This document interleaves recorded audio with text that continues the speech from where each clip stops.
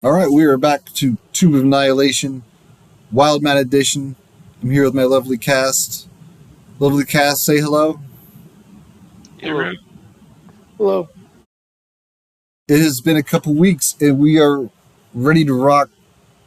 It's been too long. We were just joking about how we're going to have to really put our minds together to collectively recall what happened last time. It's been this long, but I think we can do a good job of that. So we had our new player last session, Sean, Senator Sean, old player from the server, back with us this episode. So, Sean, why don't you remind us a little bit about your character and how we brought you in to get things started? Um, he is a bald-headed, bearded, red-robed with sorcerer.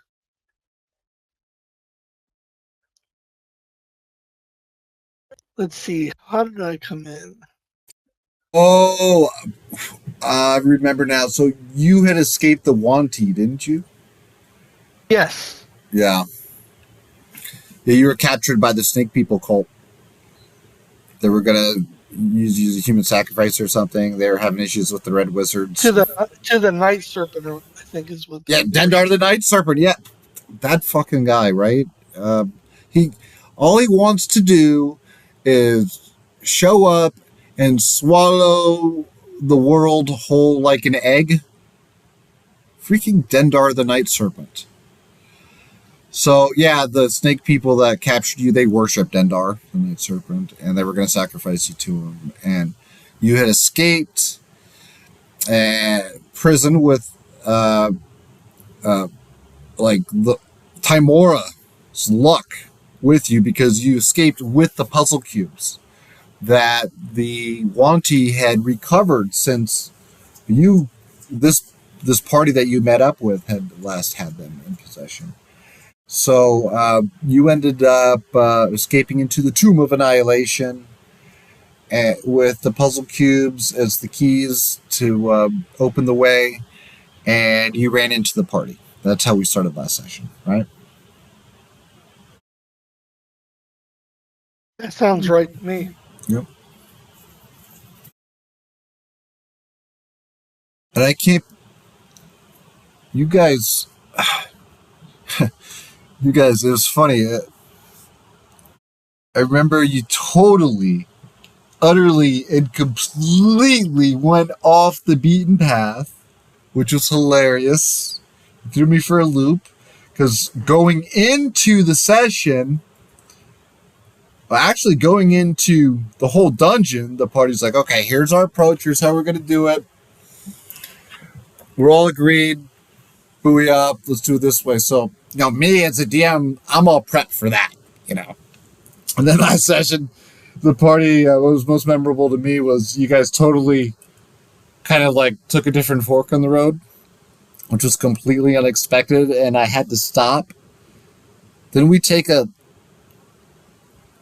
slightly early break or something into the session because you kind of went off in a different direction than I thought you would. That was pretty wild. That was funny. Yeah, we couldn't find a way out of that area where we encountered whatever that thing was. Maybe a flesh golem or something like it. I don't remember. Yeah, I was like, oh well, there goes my 10 minutes of bong hits and peace and serenity. I'm going to be digging through this fucking D&D textbook for the next 15 minutes trying to figure out what the fuck we're going to do next. So we continued downward, and that's when we came into the room where the zombies were painting the walls. Yep, you guys passed right through that level. You're like, fuck it, we're going to go down to the next level because you figure out a way there. You're like, we're just going to do that. And then, there was those zombies. They were painting the walls with scenery, but they're like, none of that really mattered too much because all of a sudden there was that massive zombie Tyrannosaurus Rex that exploded from the floor. Yeah.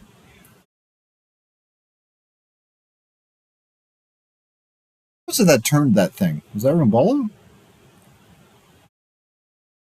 I thought that thing got I turned, think I didn't did it? use a turn undead. I don't remember if it worked on it. I remember it worked on maybe 2 of the 3 zombies, possibly, or something.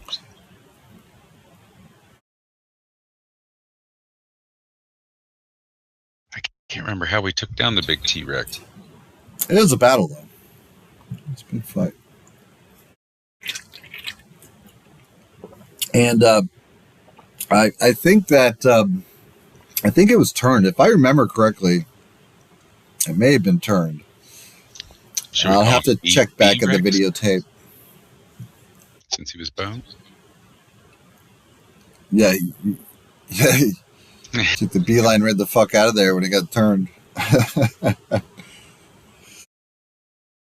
And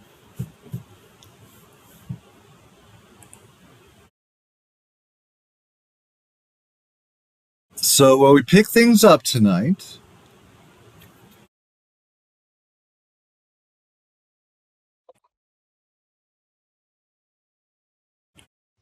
Is where we left off. Somebody he picked something up, right? Was there something on the throne, a rod, a staff, something? Yeah, it is a rather interesting chamber. It's a throne room, actually. The vaulted chamber features a 10-foot deep sunken floor surrounded by ledges without railings. There are alcoves along the ledges that hold those painted wooden statues of hornet-headed humanoid warriors, each wearing a grass skirt and clutching a spear. And then there's this gruesome throne that is lashed together of bone and skin that stands atop the west ledge. There's a fearsome horned skull that surmounts the throne, and small skulls of children are piled around it. The seat of the throne appears to be made of stretched skin and has a metal scepter resting upon it. Shuffling about the area down below, there's still at least 1 or 2 zombies that you left. They weren't really bothering anybody. They went back to painting, and you didn't pay them any mind. They didn't pay any mind, and that's the room.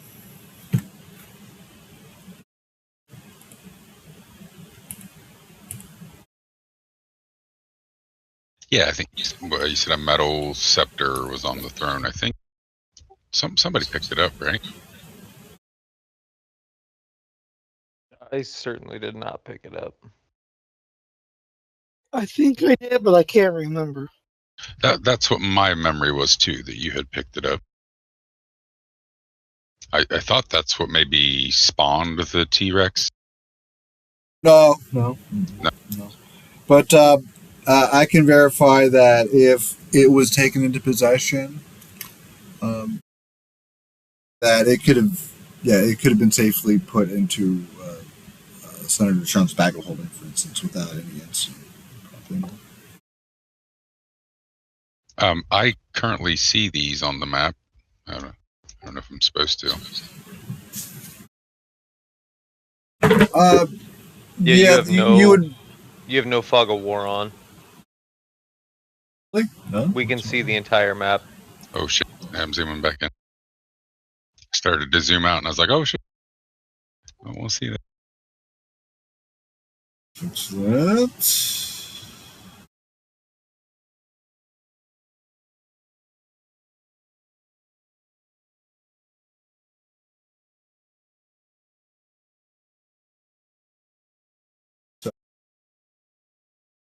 Settings.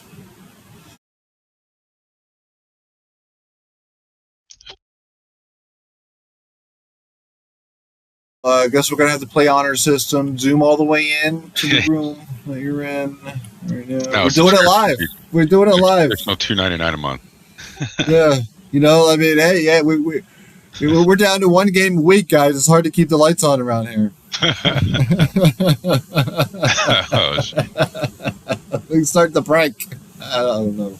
We'll figure it out. But right now, honor system, just zoom into that room. All right. I'll make my way back around this pit then to everyone.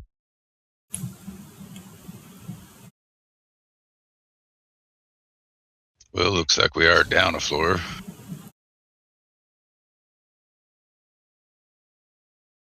Yeah, and you would see that this particular door there is some movement behind the walls. You can see that there are arrow slits. Definitely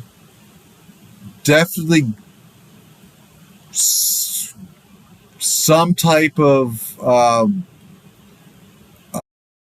nastiness. It smells like reeking death emanating from within, and the movement kind of it doesn't make sense. Like senseless, bouncing around like some type of mindless zombie or something, ready to break free of its holdings there. And then the door that uh, is before it all, that is actually the most interesting thing, being that, well, it's rather ghastly.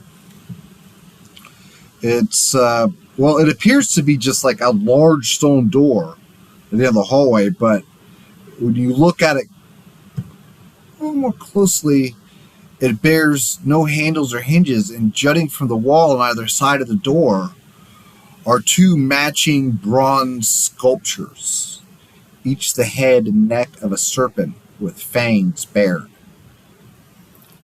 On the lintel above the door is inscribed the following message in common: warm like flame, cold for the cruel, still for the dead, gruel for the ghoul.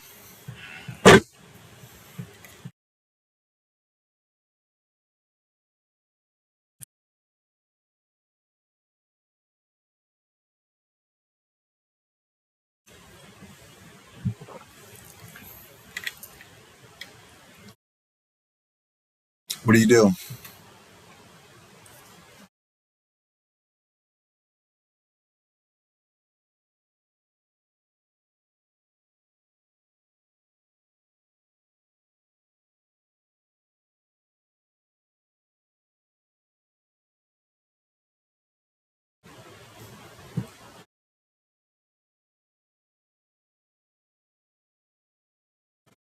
No rogue in the group, right?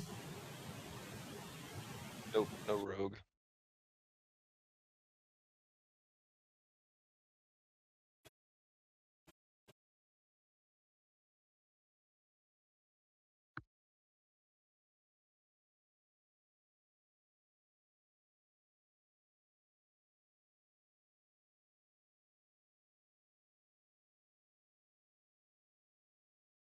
Any suggestions?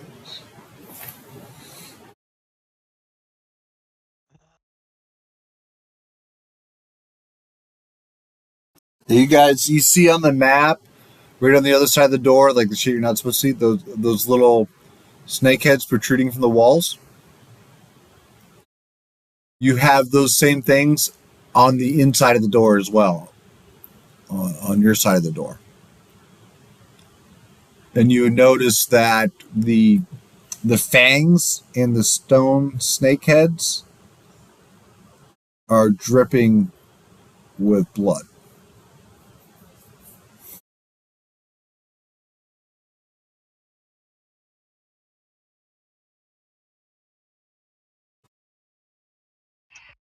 Can you read the inscription again, please? Or did you maybe post it in chat for us? Certainly. An extra minute here to bring that up in chat for you.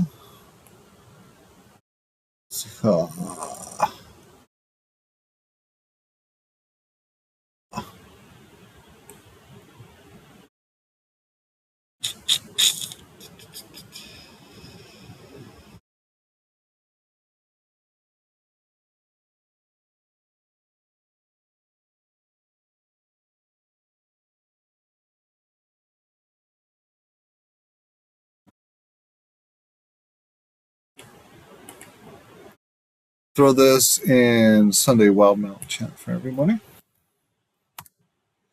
Warm like flame, cold for the cruel, still for the dead, gruel So it's a it's a shit. It's a puzzle or whatever.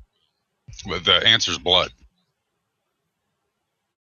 What do they call it? It's a where you're supposed to figure out the answer or whatever. A riddle. Riddle. Thank you. Damn it.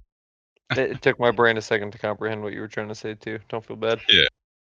Right? Because wouldn't that be Because it'd be warm for the living, cold for the dead, and food for a ghoul, right?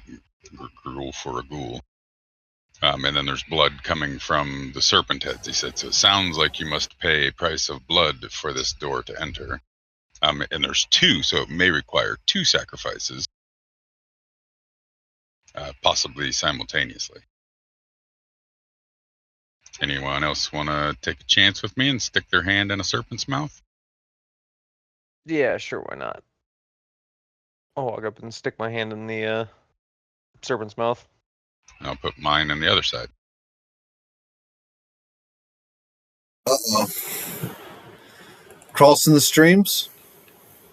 Yes. Okay, so each one of you place your wrists in the serpent's mouth. We have Goss, who is handling the serpent on the left, Rimbala, the serpent on the right. I got it as... Oops, sorry.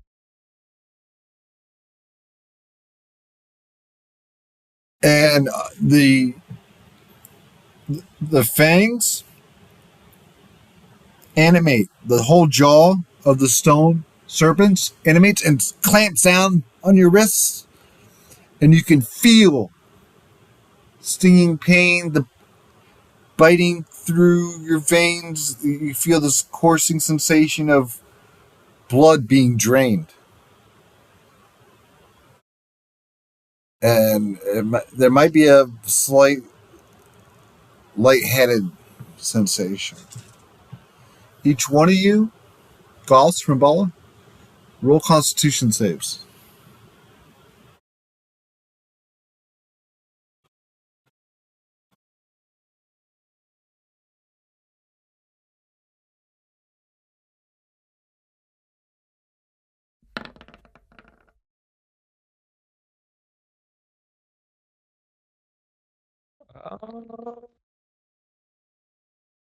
Why? 1 second. Might be on 20 is acting up.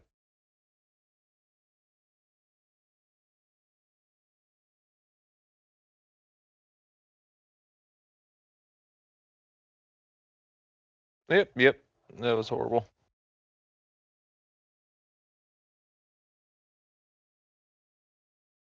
Just glad it still works for the most part.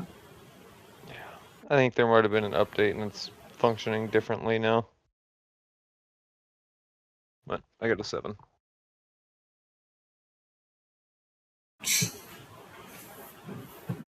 Okay. So, with that, bursting through this wall near Goss, like the Kool-Aid Man, is this massive, nasty, stinking ghoul with pallid flesh. It's rotting and stinking like a corpse. And he's got this big tongue sticking out of his slobbery, toothy maw. Like, oh yeah! And he doesn't look like he's here to do a shoot for a commercial or anything. He looks like he's here to bite your throat out.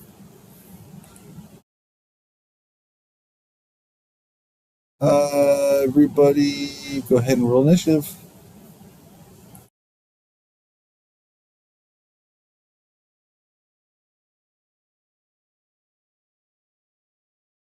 The way this door, while all this madness is happening, you may have easily missed and not noticed that the massive double door here has slightly come ajar during this action.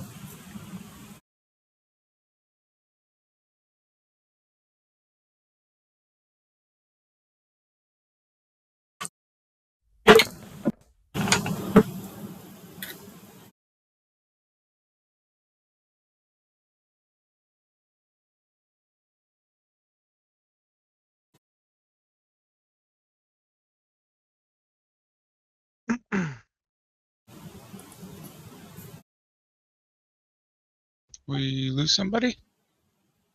Okay, there we go.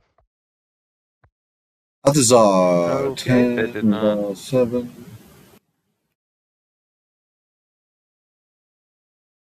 On 20 for the win, huh? Let's see, 24. I'll get you in there manually. That's a good roll. I had my token selected and everything, and then it freaked out.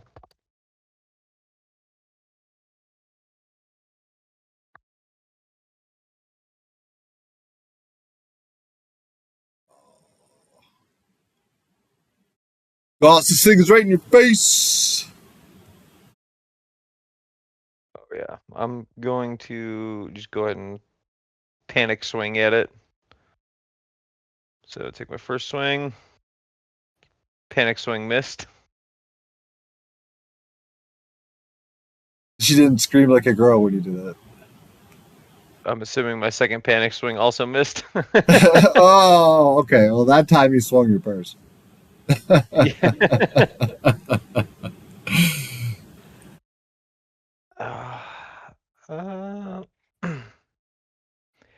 Well, I can't really get Aurora in there to join in, so it's going to be it for me.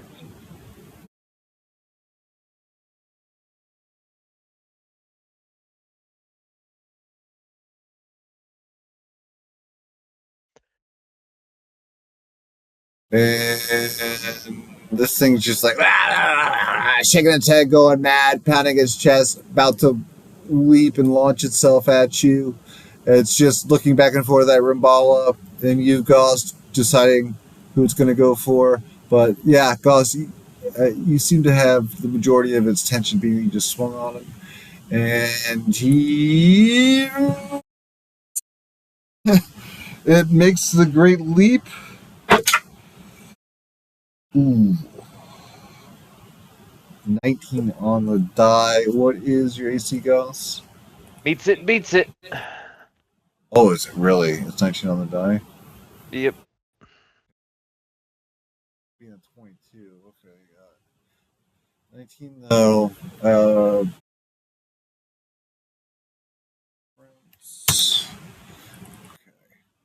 So that's a bite attack.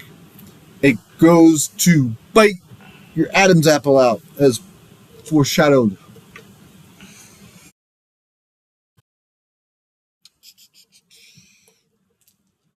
And like some type of slavering vampire, it thrusts itself out at you, throwing its clawed hands and its toothy maw right into your neck. It takes a bite, like out of an apple. You're taking, what's that? Ooh, 13 points of piercing damage. Blood goes spurting wildly, like an artery got hit, and blood spurting like a busted hose.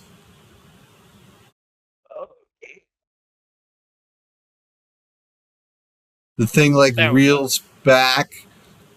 Your blood is running down its chin. It's like, and then it follows up by throwing a claw at you. Oh, yeah, that's going to land as well.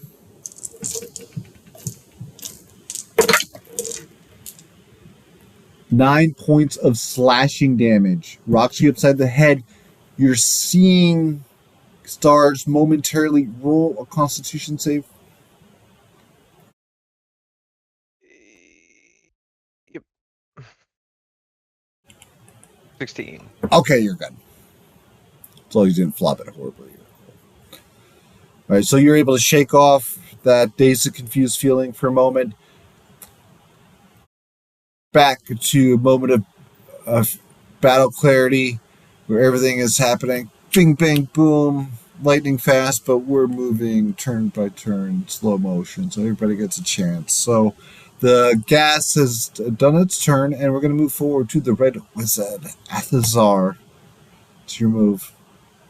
And the red wizard points his wand at the beast and fires a sorcerous burst.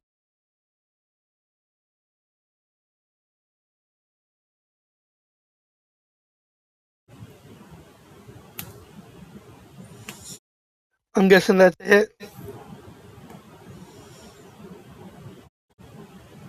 Yeah, definitely.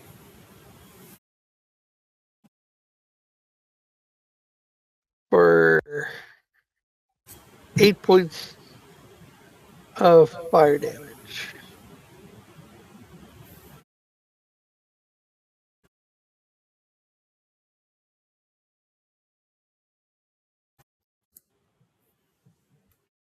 All right, and what does that look like theatrically? I mean, you have a couple friends there, so you kind of like throw that over their shoulders, or what does it look like?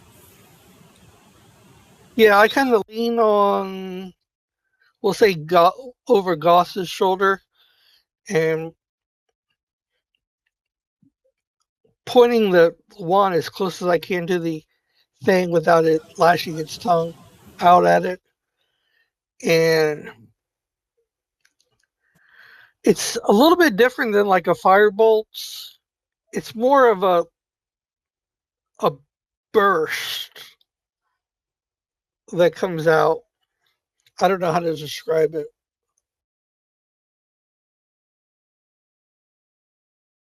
It's as nasty as you want it to be. Sorcerer's first image, and it's just washes over the ghast, soaks it up, flails backwards into the double door, which flies open all the way now. And he falls backwards and tumbles into the hall beyond. He loses footing total. It doesn't totally lose his footing, but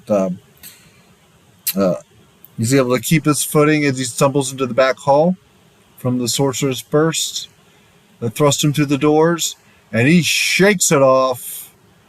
Athazar, you're around the corner. Do you have any movement or anything you like to take? I'm going to hold right here. I think I'm pretty safe at the moment. Okay. Rumbala, your move.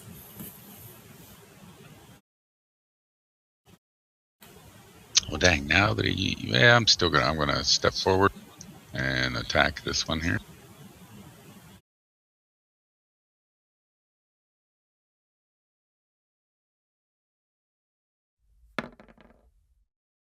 $18 to hit.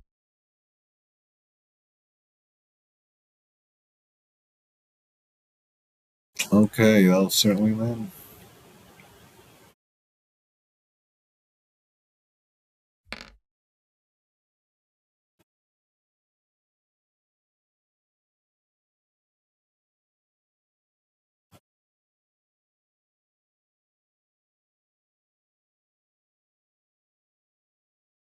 Why didn't I roll that damage? Oh, because I didn't have it clicked on. There we go. Okay. Next time it'll do it correct. Ooh, max radiant damage on there.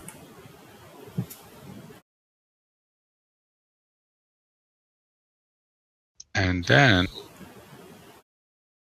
I am also a shield master, so I will hit him with a shield bash. I need a strength save 12 or be. I think it's knocked prone.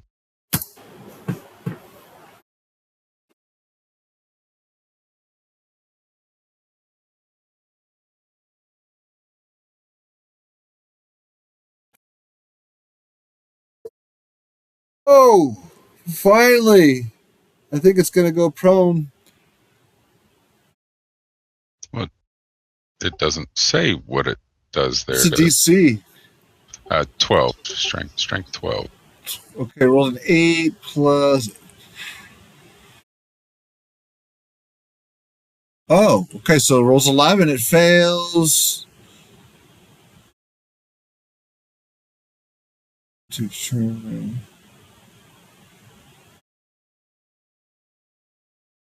Yeah, that's funny. It doesn't say. It's like, I think it goes prone, though.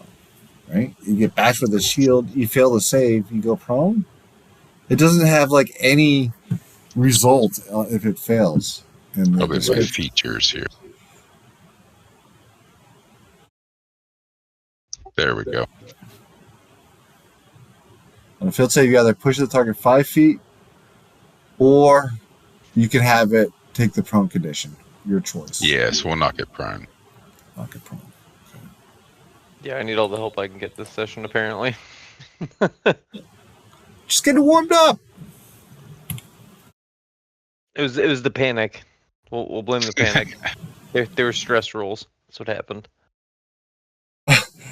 Yeah, when the session started with the blood ritual, yeah, that's what you do. You should not have. Probably gonna go south for a while. That's my turn. All right. Ross, here, bro. Yep, go ahead and move up a little bit. And do I still have a free use? Yep, I got one more free use. I'm going to cast Hunter's Mark on it. And start swinging. First one. Oh, I was about to be so mad. Alright, so I'm assuming that hits. Oh, yeah. Second one. That one misses.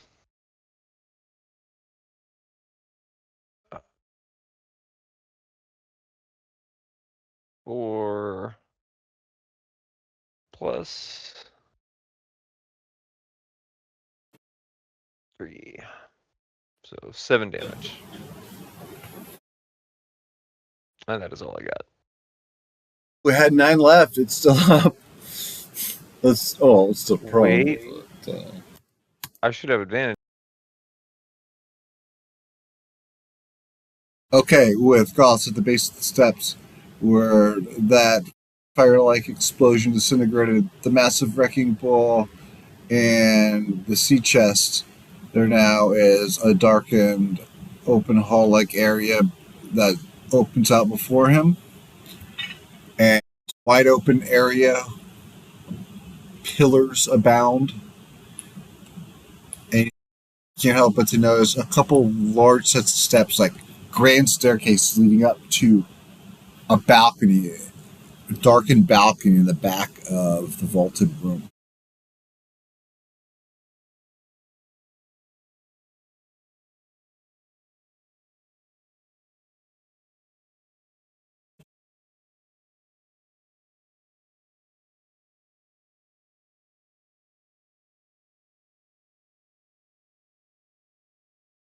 Just gonna keep making my way down the stairs then. I'm assuming I can't see the rectangle that's on the ground. No, you would just see that there is definitely an imprint of a rectangle on the ground, like something that you would notice obviously with as long as like you don't have a negative to your passive perception. My passive perception is 22. Oh, good lord.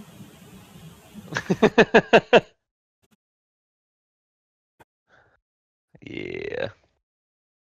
Alright. So I'm just gonna keep walking in and move over to the left. Make room for everybody else to come in.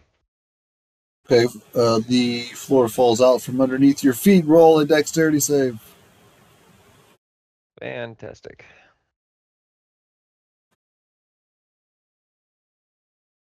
$24. All right. So the floor falls out from underneath your feet. You lurch out of the way, off to safety, and you see down below the stone tiles have given away to a pit of bubbling green acid that's steaming and bubbling and hissing and popping. Rose.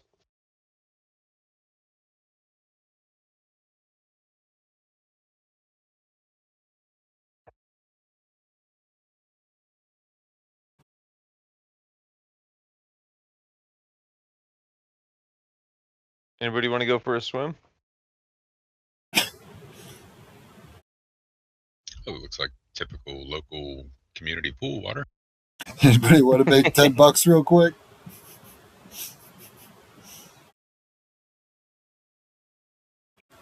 Double dog there, yeah.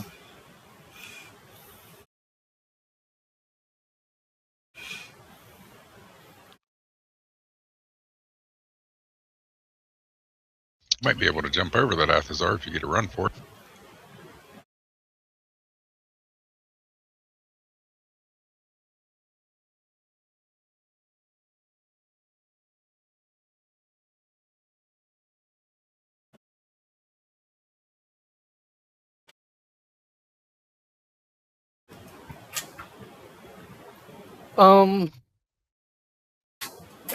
So that whole 30-foot area is falling down hollow. Oh, yeah. Mm-hmm. The whole edged out area. It's giving way.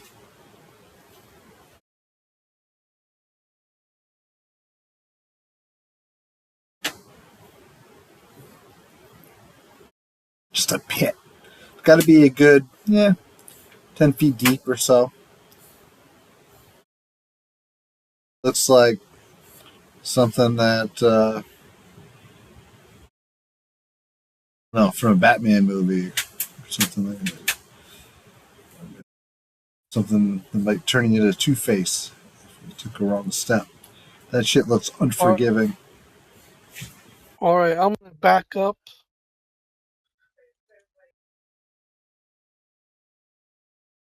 And I'm going to run and try to jump over it. Okay. What would you like me to roll?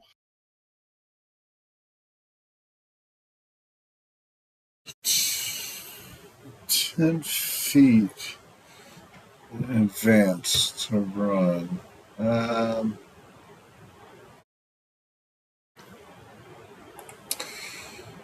You might be able to do that without a roll. I want to double check real quick. Or it might just be a small roll, nothing too crazy. Let's see. Yeah, I think it's just based on your strength.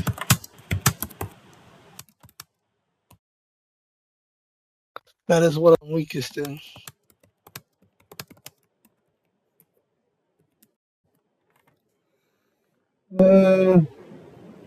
Yeah, that wouldn't require a roll.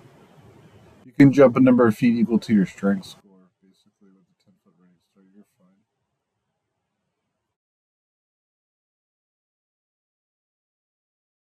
Make sense? Unless your strength's Yep. enough. All right, here we go.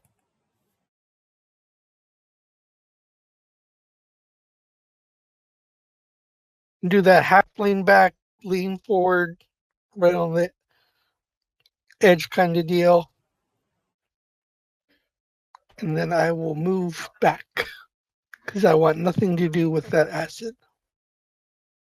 Plant the landing. Nice. I quickly follow. Okay. Same approach. Ooh, what kind of armor are you wearing? Heavy. Ooh, this is a slightly different scenario.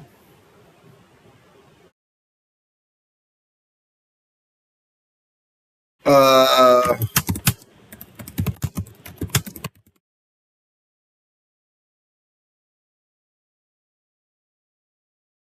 actually, no. Looking it up, you should still be able to get your 10-foot jump in for sure. Yeah. Yeah. Yep. There's no real encumbrance from that. It's crazy. But I'm reading the roll. Okay. So you make it across. Huzzah! I guess it's because the heavy armor has a strength requirement already, so they assume you're just strong enough to still make the jump equal to your feet. Yeah, but it was a close one. Like maybe one step, 1 foot planted a landing too close to the edge, and you almost slipped for a second, and your armor could have tipped you one way, but you used your strength to to bring yourself to safety. So, but for a second there, whoa, lost your breath. Could have gone the wrong way. But yeah, everybody's to safety now, and it looks like hopefully beyond all the traps, or is there more to this room? Let me see. Yeah, there must be if there are that many traps just to get in here, right? Like, what is going on in this place? It is a large vaulted chamber, dimly lit with disembodied light. There are four pillars in the center of it all. That pit of acid from whence you just worked your way around, and there is what appears to be a it's the sarcophagus that is there in between a couple of the pillars towards the back of the chamber. A couple of large, grandiose, like sets of steps that lead up to a looks like a balcony with a big painting on the back wall there up above it all. You can see the painting is it's an old fresco, actually, not so much a painting as it is like an image made out of small pieces of tile. And it's a large fresco of appears to be a giant snail.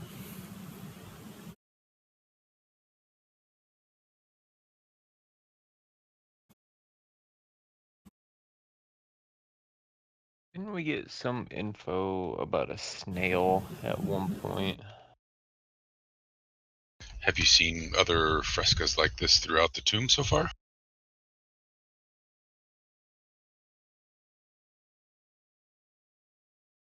I think so, but I can't remember offhand.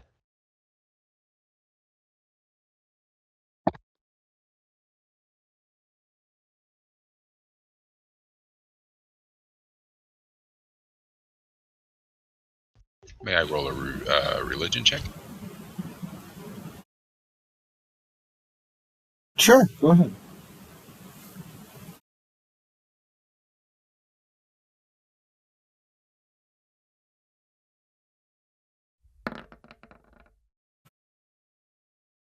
$23.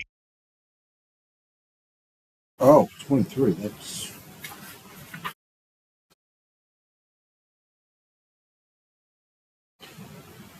well,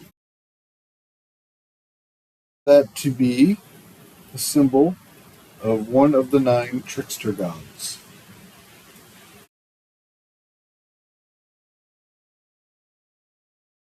of Unk. Trickster god Unk, and Unk is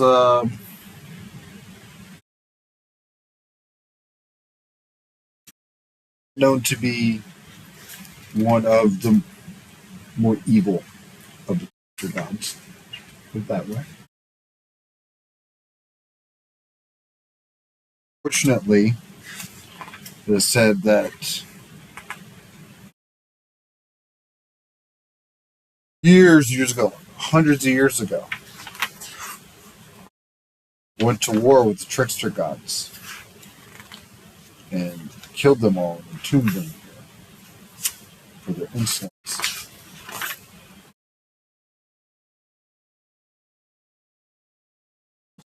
The religion of 23.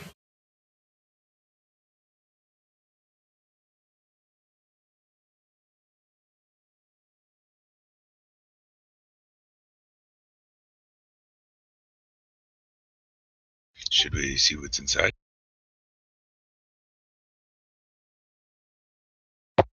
Oh, I share that information with the party, of course.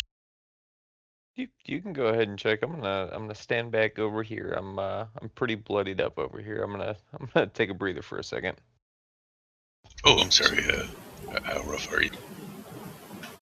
Above the table, a little bit above half. Let's see what I got for you.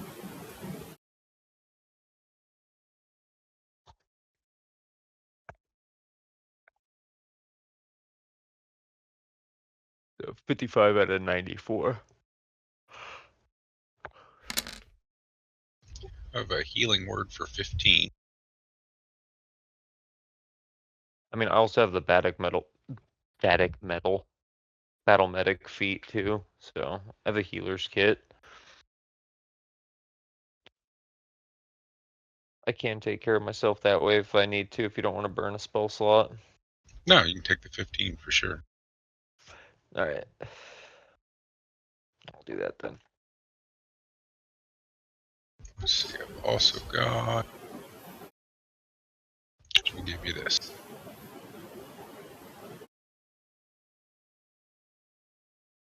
$44.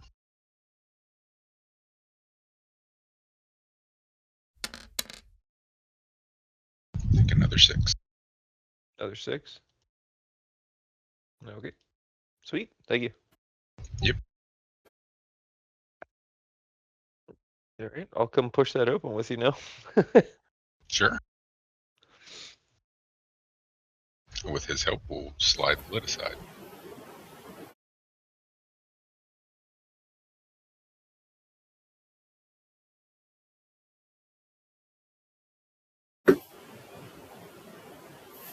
All right, yeah, that definitely is going to have that lay on hands like effect and bring some relief, instant relief. Oh, show. And you'd see also, as you find relief before the sarcophagus, that on the lid to the ancient looking thing, there are 3 big keyholes. Kind of like just below the lip of the lid there in the center of the thing. Okay.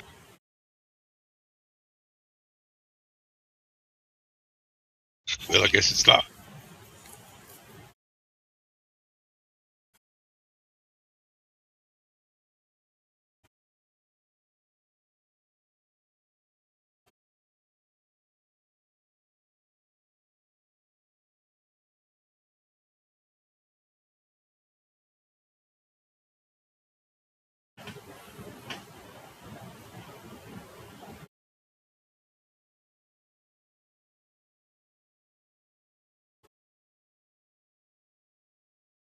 Yeah, I don't have much for mechanical lock. I've got nothing for that.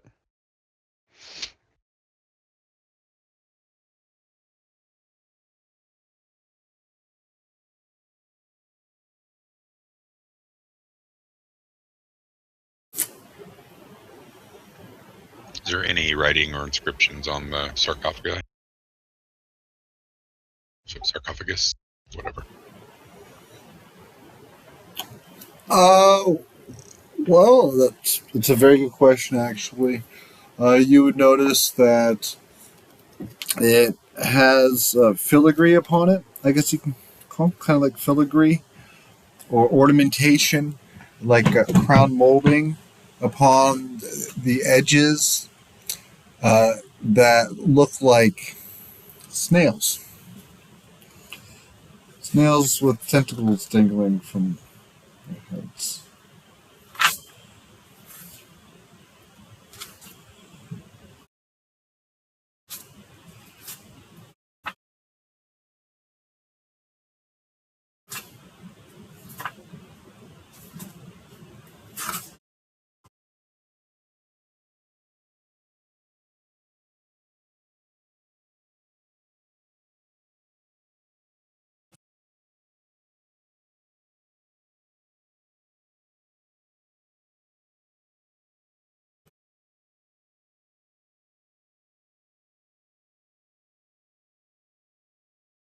What are you doing, Mage?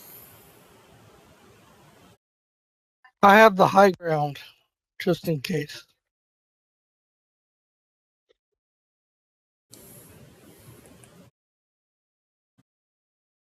Keeping an eye on things from up there, doing the foreman thing. Yes. It was 3 keyholes. Yes. Yes.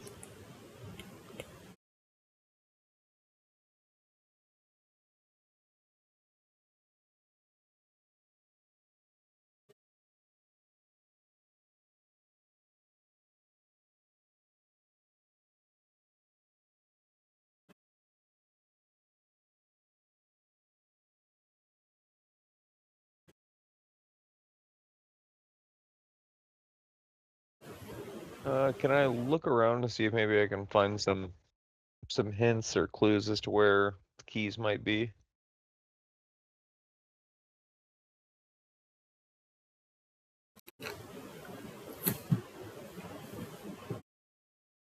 Okay, roll a perception check.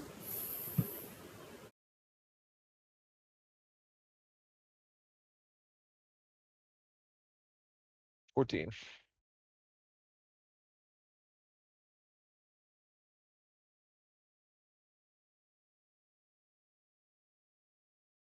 All right.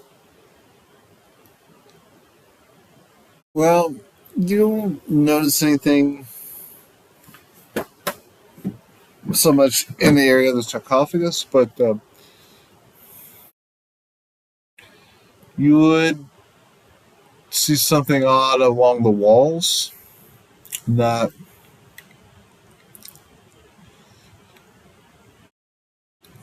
here and there along the walls, there are what appear to be like alcoves where there should be like a door. But instead, there's just a stone block wall. And there have got to be 10 of these alcoves all around the area. And this thing could have something to do with what's going on here. I'm gonna start on this side of the wall and start checking around, see if there's any way that I can try to figure out the door, how to open a door or anything like that.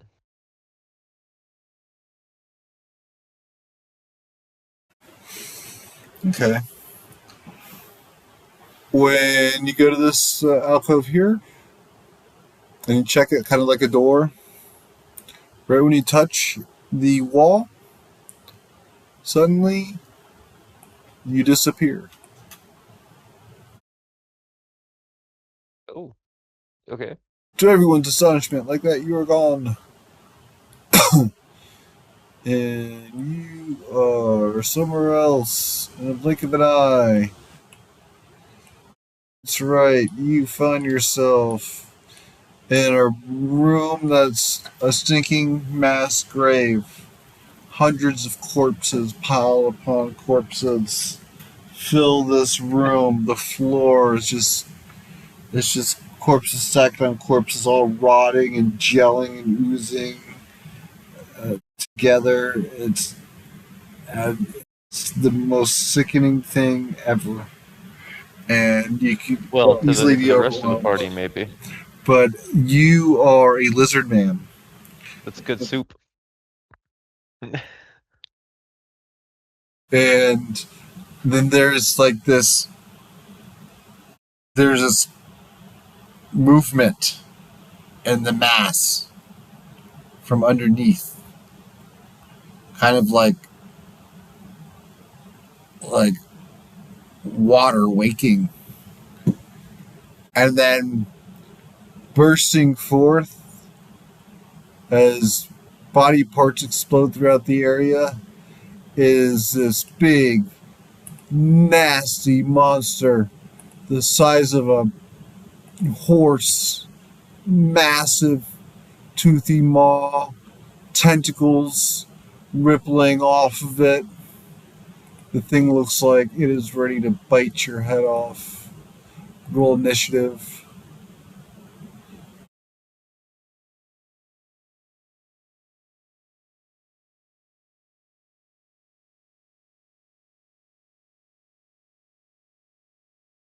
I rolled a 14, but it looked like you took the initiative off the screen.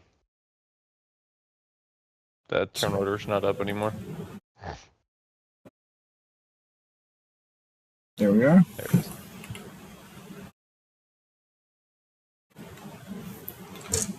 Oh, that looks like fun.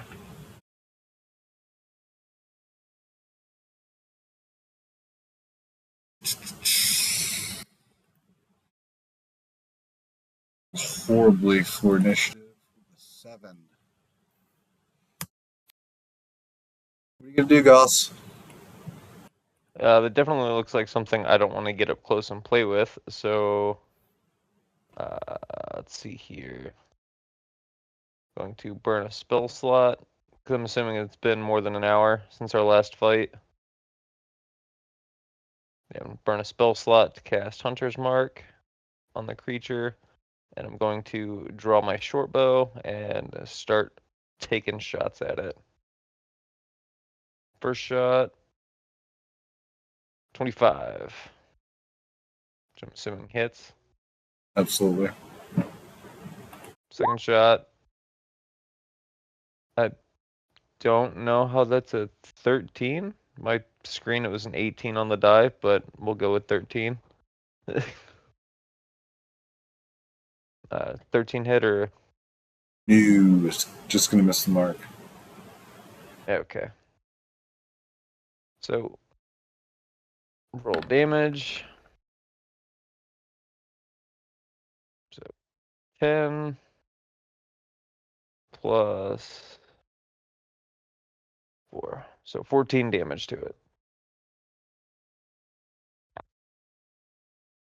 And I'm going to use the rest of my movement to get as far away from it as I can. Yeah. Yeah, the thing looks pretty freaking nasty. And it just eats up that arrow, soaks the damage. Like it ain't shit. Like it didn't even feel it. And let out a roar. Roar. Meanwhile, back in Kansas, how you guys doing over there, Mr. Rambala and Mr. Senator Sean? I rolled into initiative on my turn. I'm gonna. He walked into that archway and disappeared. Is that what I observed? Yeah. Okay, so I'm going to follow him on my turn. What is your dexterity bonus, sir? I have a 14 bonus plus 2.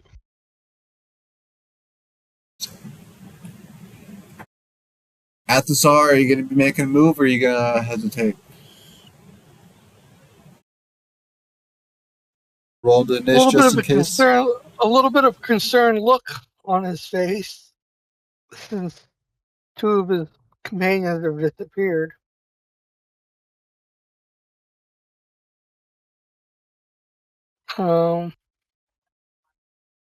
Maybe the answer is in the mural. Maybe there's a trap door, a secret door. So I'm gonna fill around the fresco or mosaic, whatever it is on the wall. Okay. What we'll do, go ahead and roll initiative. So, um, you can definitely do that. We'll just have you go on your turn.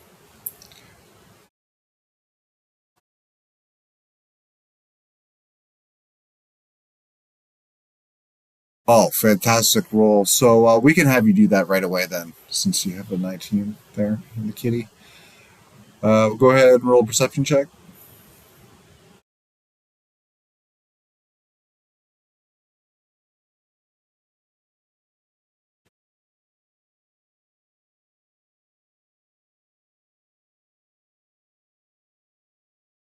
All right.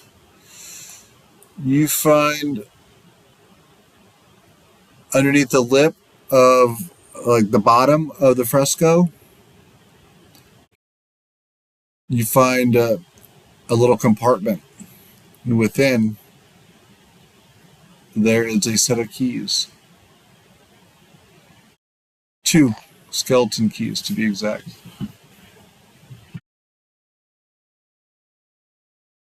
Meanwhile, Rambala, welcome to hell.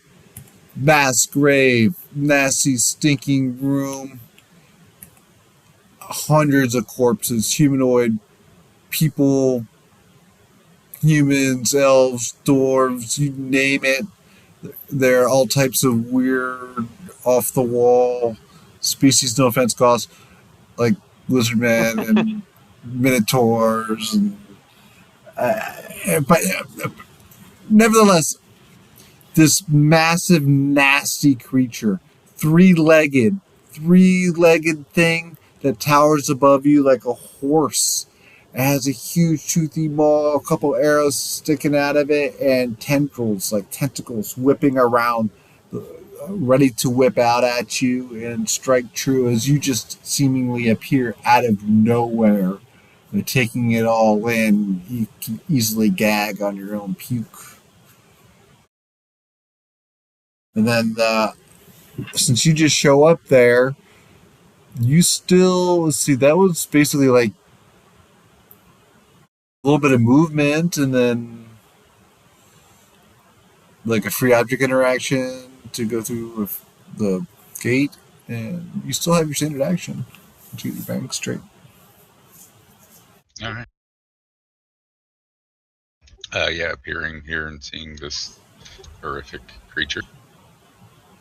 I think I will start by attempting. Yeah, we're gonna do a Toll the Dead on it.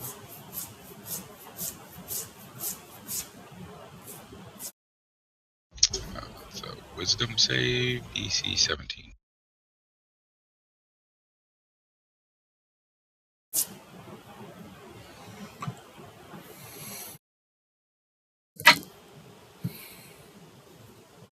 Ooh, 18 on the die. All right, I believe that's save or suck on that cantrip, or whatever. However they call it. I think you get to nothing. Pretty sure. For my, that was my action, right? Pretty sure. Yeah. I did that right. Yes. For my bonus action, then I would drop a sanctuary on myself.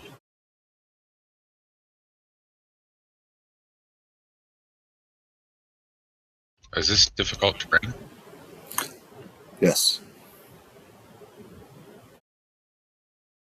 That is all my movement. I will end my turn there. Okay. Woo!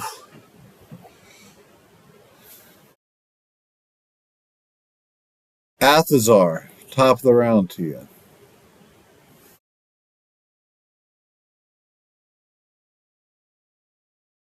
Um,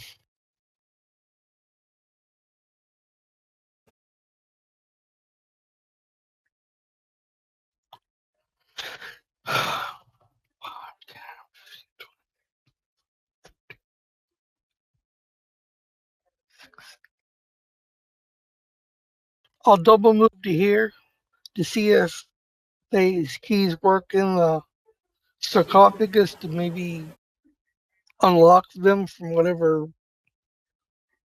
wherever the fuck they are.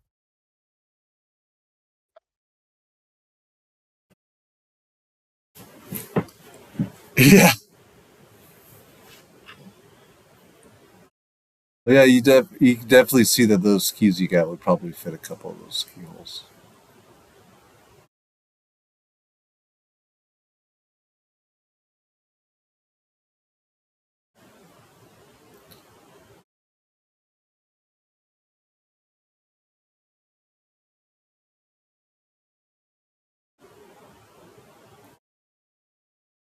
That'll end my turn.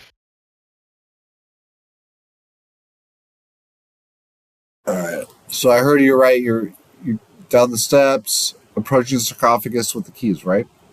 That's the move. Yes. Okay. So you hold your turn there. Oh, and we have Aurora in the other room as well. Goss, what would Aurora be doing? Oh, sorry. Aurora absolutely would have followed me in. Oh, you would have. Okay. Yeah. I forgot about moving his little token around. Fair enough. All right, Gus. So you have the floor.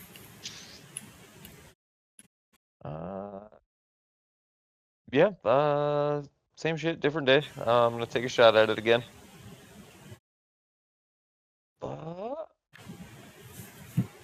16.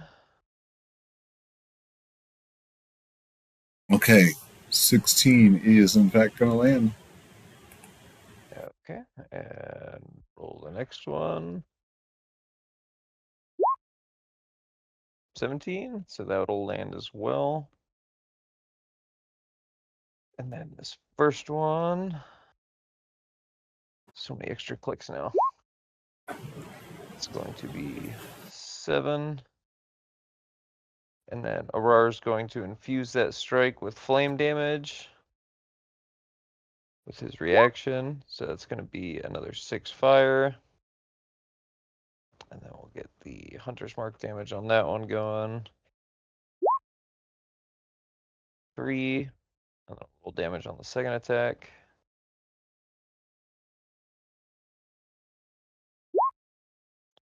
For 5.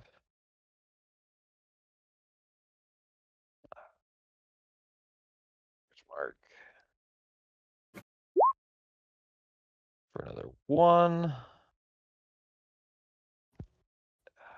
And then bonus action. I will do Hail of Thorns at level 3.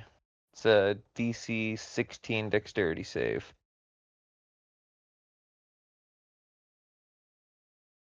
And it's, I believe it's on fail, they take half.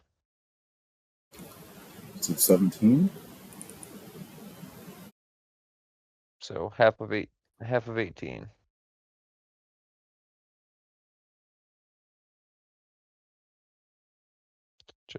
Is 9, so there should be 31 total damage.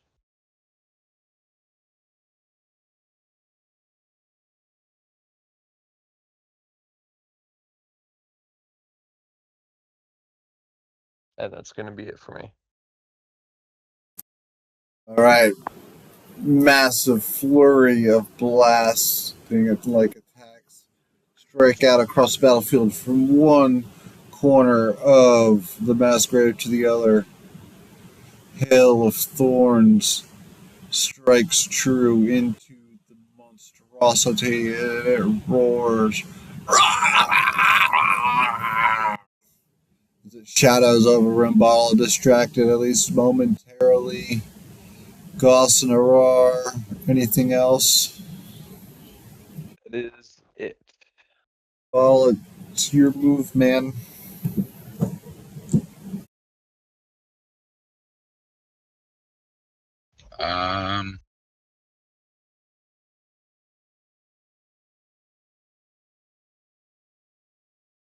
Yeah, I'm just gonna try to make myself kind of a tempting target to maybe try to keep its attention. So I'm going to use my action to dodge.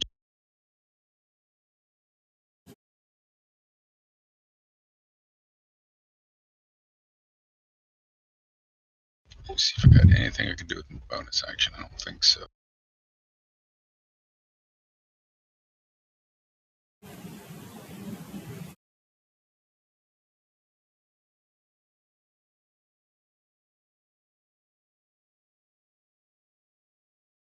Oh,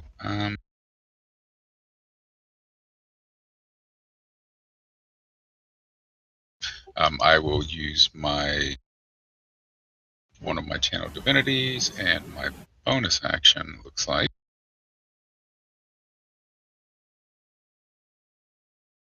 to regain a second level spell.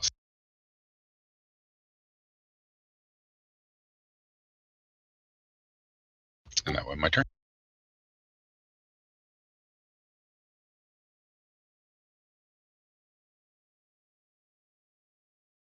Okay. Silent prayer uttered under your breath. You harness the divine power of your deity. And with that, has turn as your prayers muttered, and then, oh shit, this thing steps forward. The shadow is now fully over you, Rambala, just as your prayer and the Altia whips out its mighty tentacles at you. He'll first need to do the wisdom save 17 against my sanctuary to attack. Wisdom save 17. Oh, 19 on the die. All right. And then I am dodging, so he gets disadvantage. AC 19. Okay, so that'll definitely miss then. But it does get a bite attack as well. And a second tentacle attack. So the dodge, does that work for one attack or for all the attacks that you in the row? All up till my next turn. So that's going to be a 13 tentacle attack. It's going to miss, whips into position just short of your face, and then it chomps out at you with its bite attack, maybe the true attack. It meant to land after it's feint with a tentacle. And here comes the bite. Oh, at a disadvantage. We're looking at a 9 on the roll. All you get is a fucking waft of its nasty breath. It smells like rotted meat. You can see Tank something mode stuck in engaged. between its teeth.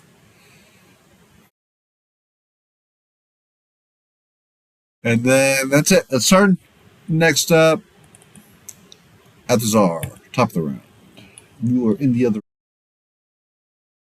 or before the sarcophagus. You have 2 keys. There are 3 keyholes in the sarcophagus lid. You're missing a key. By your lonesome here in this strange, darkened chamber, just dimly lit, Alright. disembodied light. How long has it been calculating time since they disappeared? Oh, not long at all, actually. Barely 30 seconds. Yeah, 18 seconds roughly. All right.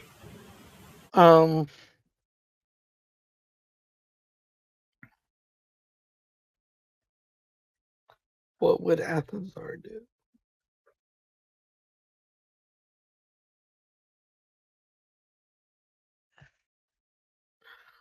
All right, he rushes to the coffin and tries the keys at the same time to see if his companions show up.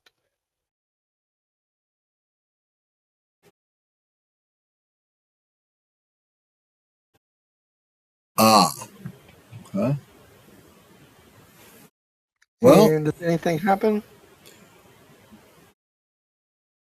try a couple of the keys on the locks, and you're able to get a clicking sound with each key as if you've disengaged the lock, but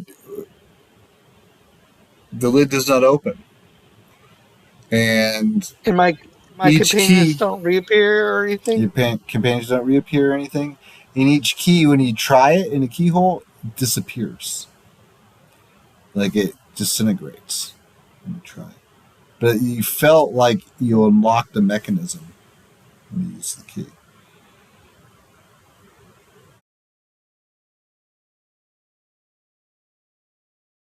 All right.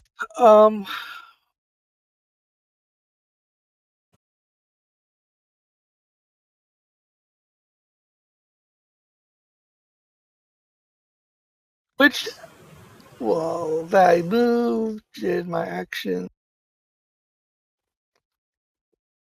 I'm going to finish my round right here, I guess, and then think about what to do for next time. Okay. Gauze back in the other room, dancing with the devil. What are you going to do?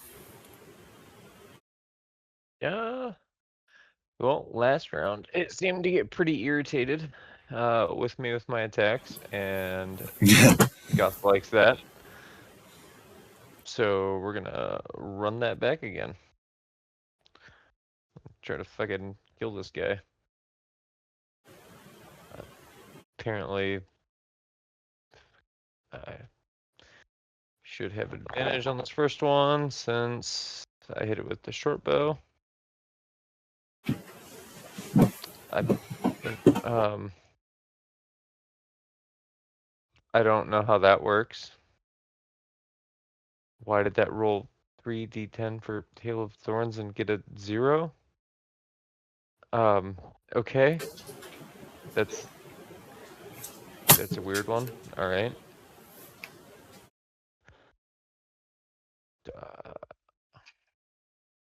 Let's see what this roll does. All right, so 15. Light again for 30-20. I'm assuming that hits.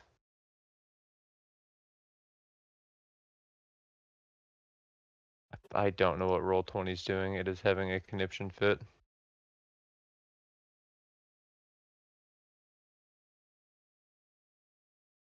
Okay.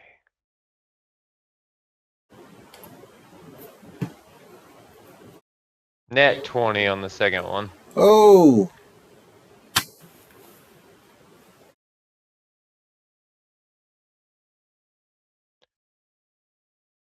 Crit damage first. Just get rid of that.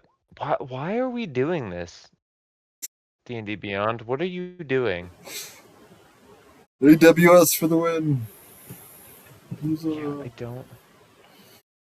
So the crit damage was 9. I don't know why it rolled again. Okay.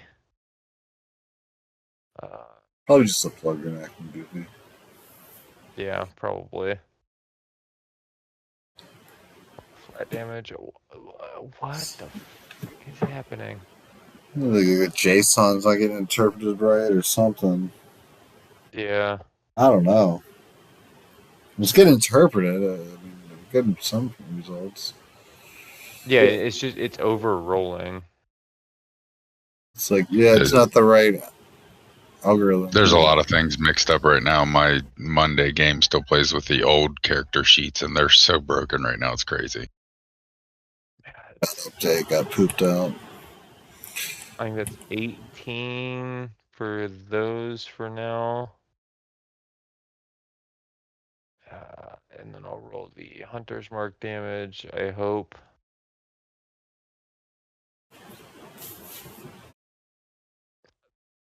No? That's... What? Close. That was a 2 though, so... You know what? Where's my physical dice?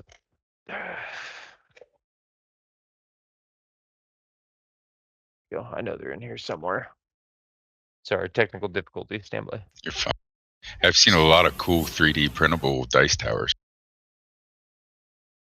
Yeah, I saw one today, or was it yesterday? Yeah, yesterday I was at the mall, and then they had this dice tower. It was like the thing was like knee high.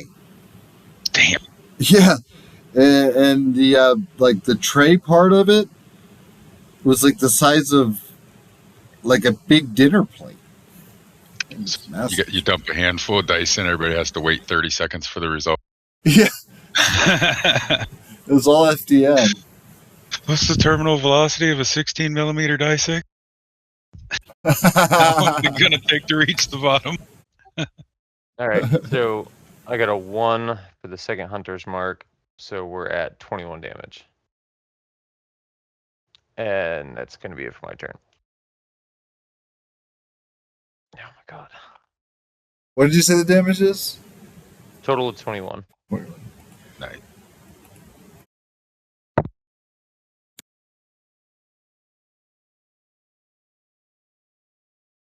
Okay, so you go at it, firing away, doing what's best for you and what's working, keeping a distance, keeping your back against the wall, Rambala tanking, and this thing, it soaks the damage, turning into a mutilated mess. It's bloody as hell. Dangerous. It starts acting even wilder now, like kicking and snapping and spinning around, its tentacles flailing around even more wildly. It looks more dangerous now that it's really fucked up. And then Rambala, it's your move.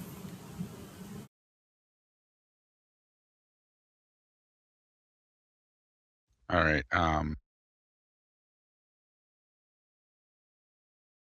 I've never fully explored everything I can do while sanctuaried with this character, and I'm actually kind of liking it. So I'm going to use my action to dodge again. Okay.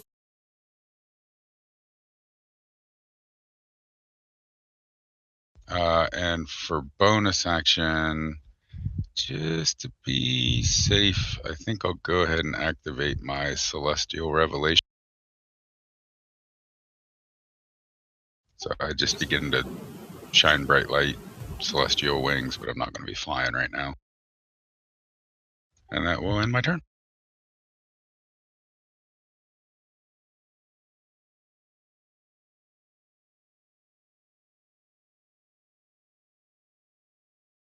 All right, so how many feet in the air? You're like up like 5 feet or something?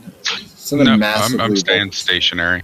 I'm not moving or anything. I'm just activating you just got them open. Okay. Yeah, it's just so now if I'll give you a heads up, if he hits me, I can use my reaction to do my Wrath of the Storm, which will rebuke him with thunder damage, and I will get to add the radiant damage to it because I'm using my Celestial Revelation right now. So he'll get the 2d6 thunder. On top of that, he'll get my Celestial Revelation, which is, I think, my proficiency bonus or something, or charisma modifier, something like that. And yeah, charisma modifier plus proficiency bonus.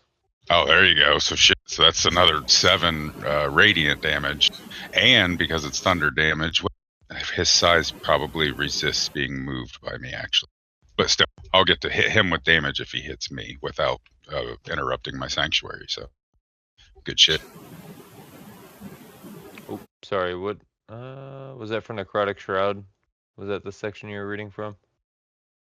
I think it's you can do it necrotic or radiant. I thought maybe.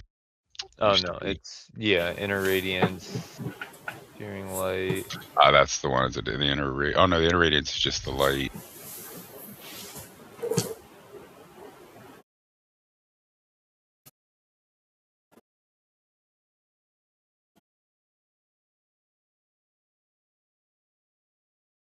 All right, so this thing is... Maybe it doesn't have the radiant damage anymore.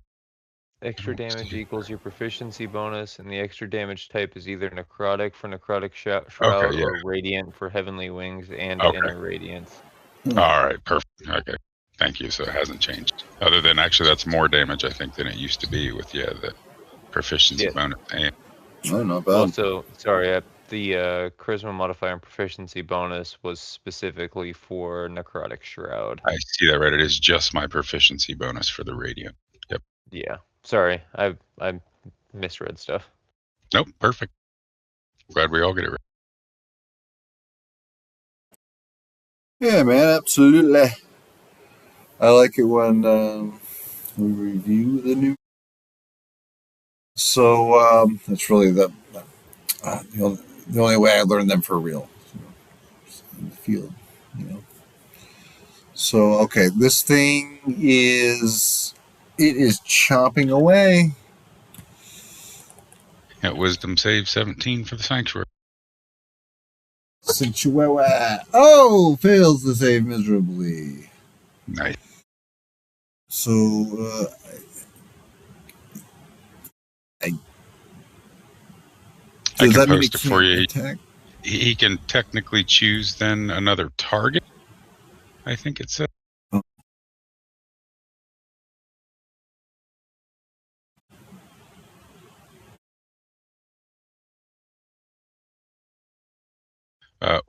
So wisdom saving throw, or either choose a new target or lose the attack or spell.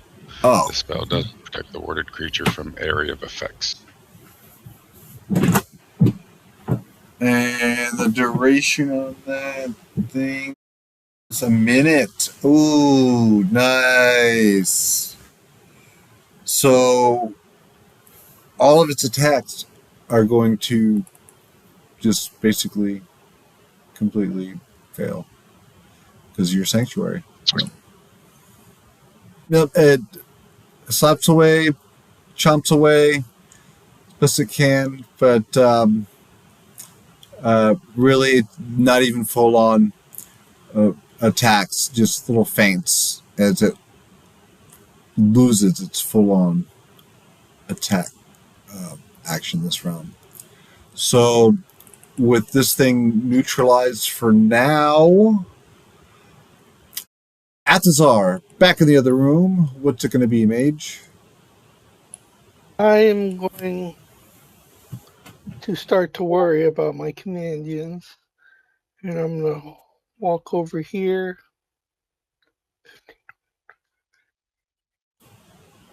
30 feet and do an investigation, I guess, on this alcove. If my computer will cooperate, that is. Yeah, it's your computer's turn that we're going to have to do a rain dance for.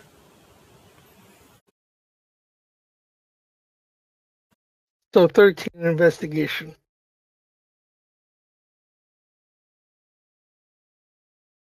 Okay. Well, right when you begin looking around and feeling around the alcove, checking for anything, uh, well, suddenly, right when your fingertips hit the cold stone, poof, you disappear. And you reappear somewhere else in a nasty, horrific, hellish room.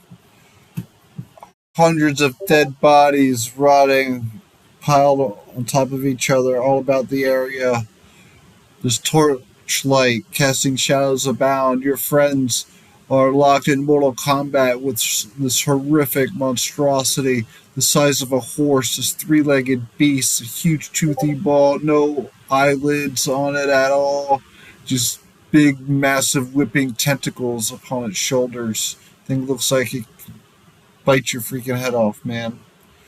And well, it doesn't seem to be aware of your presence as Rambala is taking away and it has its attention. But this thing is way too close for comfort at the Tsar. And this situation is probably borderline sickening to say the least. So do your best to keep your stomach content as you take your turn. You'll have to figure out or center the screen to where I'm at. I'm not sure. Gotcha. Does that work? Yeah, that worked. Excellent.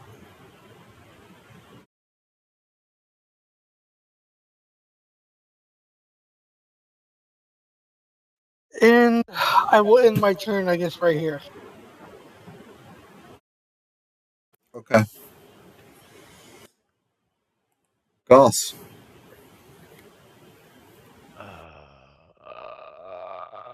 Yeah, I still got a clean shot. Okay. Can I do anything different this go around? Not particularly. All right. So I'm sticking with the physical dice because I do not trust D&D Beyond to not be a dick.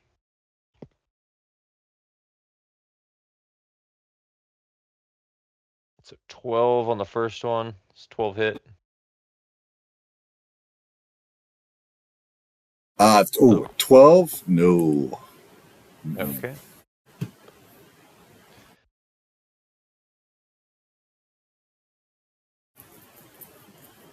Second one is a 14.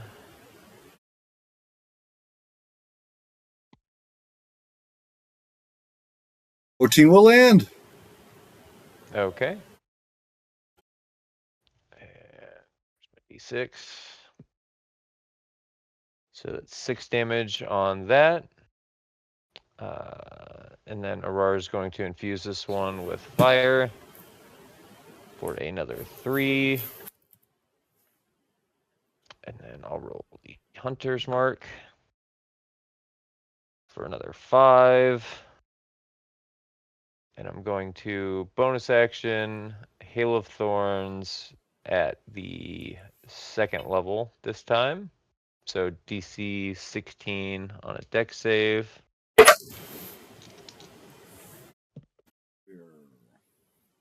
And it is 14 damage for that.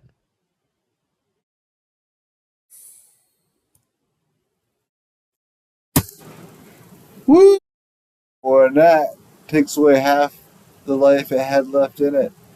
You bring it down to 14 life. Its knees buckle and nearly falls into the soupy, sloppy, corpsey mess underfoot, but somehow it keeps its footing. Might almost for a second feel bad about it, but you know what? Then on second thought, you could probably get some pretty big sized steaks of those things, head legs or something. Yeah, we need to restock Ginger's tamale supplies. Yeah.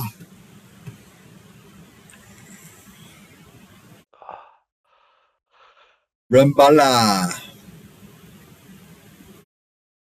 All right, same old thing. I'm gonna just dodge again with my action, and I don't have much I can do with my bonus action this turn, so just dodge and end my turn. Okay, this may be, yeah, most definitely, I'd say, this thing's last chance to do some real damage.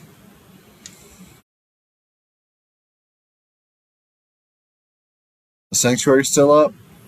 Yep. DC on that? 17 wisdom.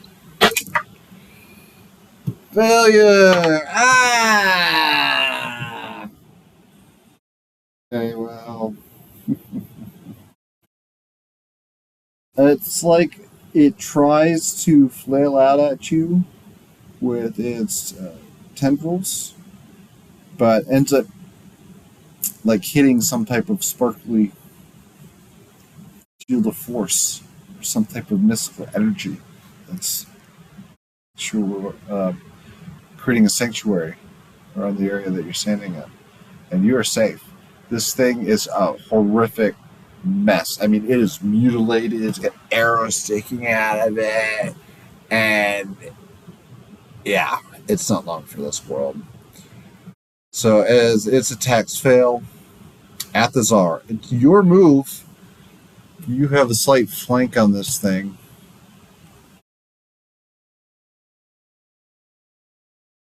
I will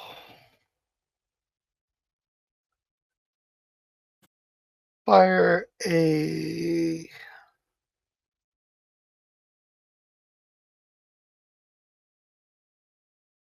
another sorceress burst.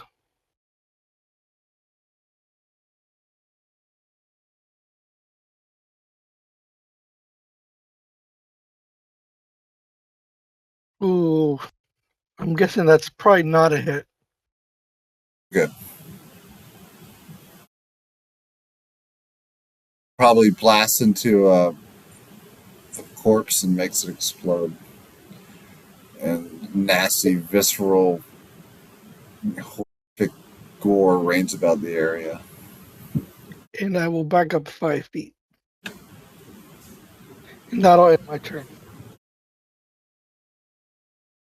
Goss.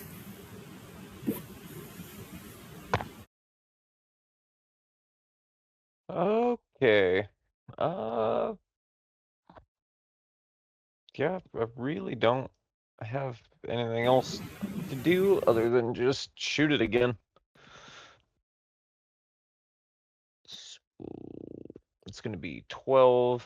I'm guessing a 12 misses. 12. No good.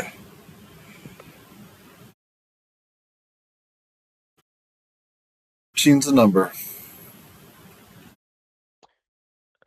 Right. So, second roll. 24. All right. So damage on that. It's going to be 7 damage from the short bow. And the hunter's mark for max damage is 6.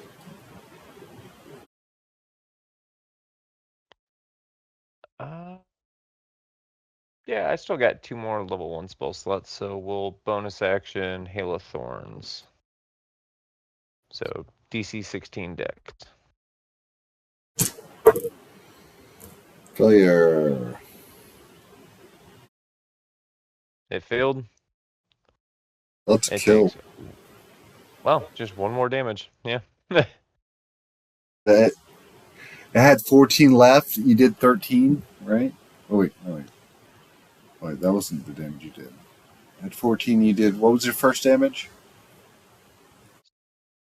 7. 7. And Okay. then 6.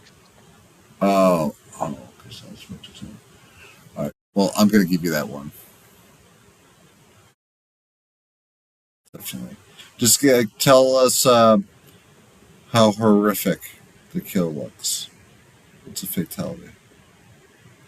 Yeah, so as I shoot the last arrow towards it, it magically detonates mid-flight as it's flying towards it, and then just completely riddles its body full of arrows, just crippling it. Oh man! And when the thing soaks the last arrow and it trembles to the ground, this big monstrosity in its dying breaths, it starts whimpering like a little puppy dog that got its paw stepped on. And depending on your alignment, if you have empathy, it could be enough to pull some empathy out of you. But this thing, it's like you literally see this monster, this huge beast, like revert back to like little whimpering puppy form upon death, and it's gone just like that. Life taken from him, and then suddenly the corpse it explodes in a burst of bloody gore, much like that corpse just did, and there's still like lasagna dripping from the ceiling from the last corpse that exploded. But this thing is a much larger blast of or nastiness, chunky salsa raining about the area. When it's all over, yeah, you probably have a little Chef Boyardee dripping from your noses, and So much for bringing back meat for tamales. yeah, at the czar, something dings off your head, off your hooded head, and it clanks to the ground at your feet. Blast. You look down, and you see that there is a skeleton key by your boot. Huzzah! I pick it up. And right when you grab it, everybody, the this whole scene around you changes. It starts fading from view, and you now appear back in the main chamber before the sarcophagus.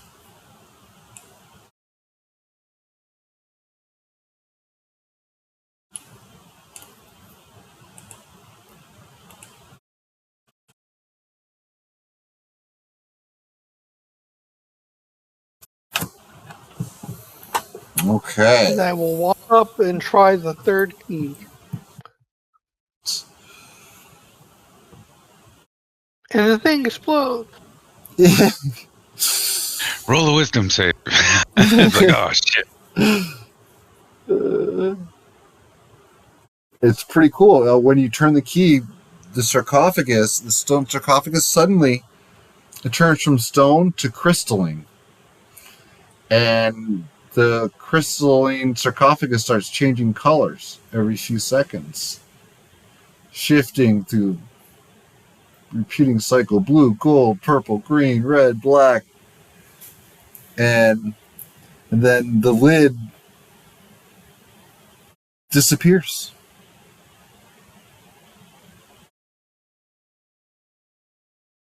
Nicely done. Where'd you find the other two? Believe it or not, below the mural up on top of the landing. Nice work.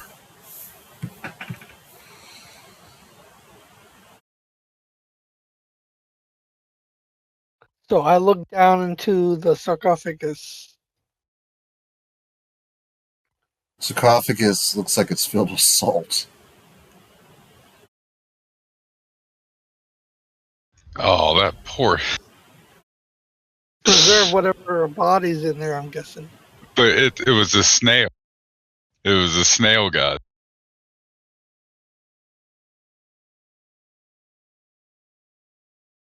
It's like Poor kryptonite. Yeah. Yeah, he's definitely, that's one way to keep a snail god probably interned indefinitely. Is salt, yeah. The snail god had a Indiana Jones moment. Instead of snakes, he's like, Uncle's like, why's that gotta be salt? Yeah. Salt. Why's that gotta be salt? Have you seen this previously up through here, Ghost? This type of sarcophagus, what appears to be of a god, maybe? Yes, we've seen a couple sarcophagus. What happened the last times? To be completely honest with you, I don't remember. That was so long ago. Okay, well, I'll use my hand to begin lightly brushing away some of the salt.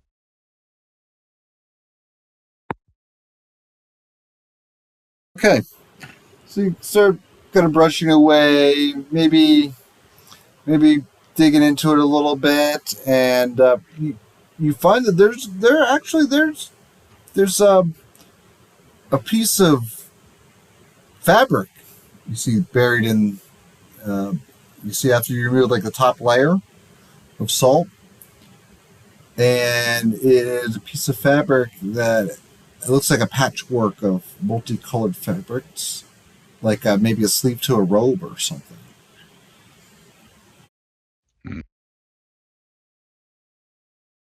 But I mean, the salt is deep. This thing is filled with salt, and this whatever it is, just completely buried in there. Who knows? There could be something else in there as well.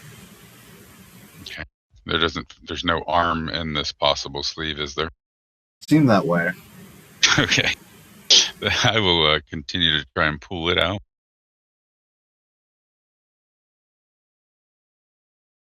Yep, taking great relief. There's no corpse within. You pull a robe of like patchwork of multicolored fabrics, and it feels like it has like an energy to it. I'll shake some of the salt off and hand it to Athazar. And there is this. You start shaking the salt off. There's this slime that begins pouring from the folds of the robe, and the slime takes the form of multiple flail-like pseudopods, like tentacles. Then there's this female voice that echoes through the chamber. I can help you. At least, I think that's what I'm supposed to do. Now, Rambala, I need you to roll a saving throw. Because there's a spirit that's leaping forth from the robe. I will accept it and not make the saving throw. The spirit leaps forth from the robe, and it leaps down your throat. And then your eyes light up with a bright white light. And then you take a huge deep breath, radiant light emanating forth from your throat, your ears, all of your orifices, I mean, you name it. And then... Normal for me, to be clear. Yeah, at our age, something like that's pretty normal, you know. And yeah, we don't even get shit like that checked out anymore. And yeah, the light dies down, and suddenly you're back to your normal self, like nothing happened, and you've got the robe in your hands. Whoa, that was interesting.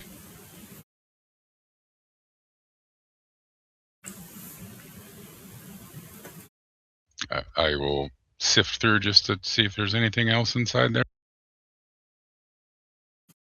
Okay, digging around. Yeah, you find there's some jewelry. It looks like some opal bracelets. Several of them, matter of fact. 10 in all. Dig around for a while.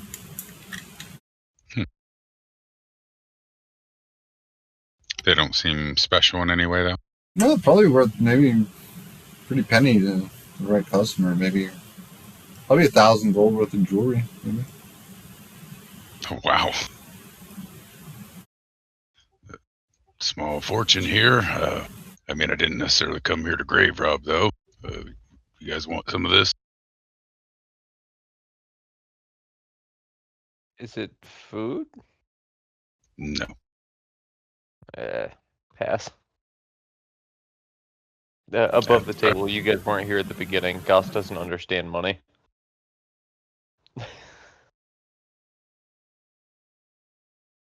Makes sense, yeah. Athazar, you want a couple of these? Pretty fancy, might look nice on you.